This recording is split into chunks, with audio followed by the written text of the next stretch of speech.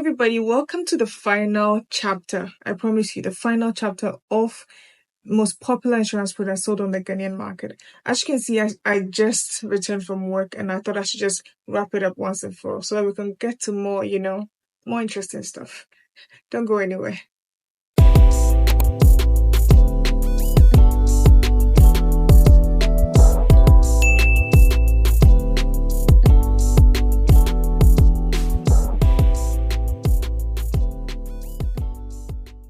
Today we'll be talking about property insurance. I'm understanding the importance of protecting your assets to the various covers we have available. We're going to explore everything, okay?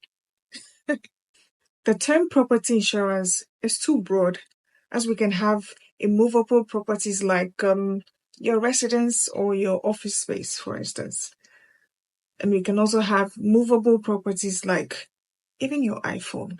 The iPhone I'm using to record this video. Yeah. Or the contents in your room, if I should make it a bit clearer. Your TV, they're all movable, you understand? So how does insurance define property? It typically refers to a physical asset that has economic value and can be possessed or owned. Therefore, property insurance is the financial protection that your insurance provides these assets against perils like fire to the property, flood that causes damage to the contents in your house, other natural disasters, and even collapse in most cases, actually. The good thing is that this insurance extends to both commercial and private properties. And what are the types of property insurance cover? Just like I spoke about motor insurance having the three covers, like the motor third party, the third party fire and theft, and the comprehensive. Same way, property insurance has different types of covers like the homeowner's insurance, the renter's insurance, commercial insurance, and specific or tailor-made insurance policies for special types of risks. Who can buy property insurance? This type of insurance is available to individuals like landlords and tenants, especially. Businesses and organizations that own physical assets or have insurable interests in that particular asset can also purchase property insurance. Example is the bank. Maybe when you go for a mortgage from the bank, usually the bank has a special interest in that particular property. So they can also go for an insurance, or they will ask you to buy a property insurance for your building. However, before you can purchase this insurance, your insurer would have to come and physically assess the property. They would have to determine the risk associated with the property by considering factors like the location, for instance. Is it located in a flood-prone area, or the materials you use to construct the property, or security measures you have put in place to sort of minimize the risk?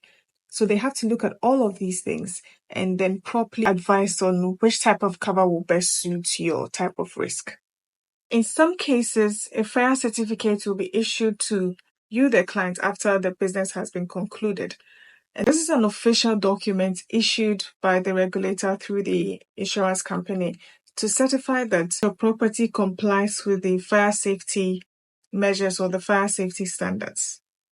For instance, if you own a home, your insurer would most likely recommend a homeowner's insurance policy for you.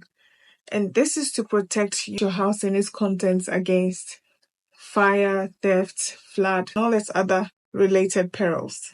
This cover is not mandatory and you are not given a fire certificate. It is at the discretion of the homeowner. But if I were you and I want to protect my properties, I would buy it to protect my contents and my house, and even include my wall. And if you're renting like me, come closer, please. Yes. In fact, I am advising you to buy a renter's insurance because it's going to protect your contents against fire, against theft, against flood. Yes, it will be it will be one of the smartest things you will do for yourself this year. So please, get it. Get a renter's insurance as soon as you can. The premium is so small, so take advantage of it. It would save you a lot, especially those living around Circle, Mamobi, Dakuman, and the rest. Please be smart, okay? Now, if you're a business owner, say you have a school or a hotel, a hostel, maybe an eatery, your insurer would recommend commercial property insurance to you. And fortunately or unfortunately, your hands are tied because you are mandated to have an insurance cover on your property, whether it's completed or not. So as for you, you don't really have much say. But here's what it covers. This provides cover against collapse. It also protects the business's other assets against various risks, and other perils that will be named in the policy terms. Most importantly, it gives you a liability coverage against legal and financial responsibilities that may arise from injuries to third parties or damage to their properties while they are on your property. So if somebody comes to your property and they get injured, they can sue you. But because you have that cover, you know that you don't have to worry too much and that you can pay for all these expenses, these legal damages and all of that. Also, under commercial property, you'll be given a fire certificate to paste on your wall. And I've already explained what a fire certificate is. So you'll be given that to paste on your wall to indicate that you're complying with the safety or fire safety regulations. So you paste that on your wall, and when the regulator comes around to inspect it, you'll be safe. Otherwise, don't call me. Don't come and give me pressure. Do you understand? Don't wait for the authorities to come and catch you and then you'll be calling me Lisa. Nah, I don't like that kind of pressure. Please. Assuming you have listened to me, because I know you're going to listen to me, right? Assuming you have listened to me and you have bought your insurance, whether homeowners insurance, commercial insurance, or even renters insurance. And now, unfortunately, there is a claim. But before that, I'm going to do a separate video on how to properly report a claim. But until then, the only thing I'm going to say here is that when you do have a claim, immediately report it to your insurance company. Take enough photographs as you can, report it to the police, get a report from Ghana Fire Service, and attach it to the documents and take it or report it to the insurance. Even before you get your fire reports and the police report, please immediately report it to the insurance company. Let them know before you even bring the rest of the documents. That is very important. That's very, very important. Take note. Last thing I'm going to talk about is why you need to get a property insurance. Because I'm hoping that this will be stuck with you after a while before my next video.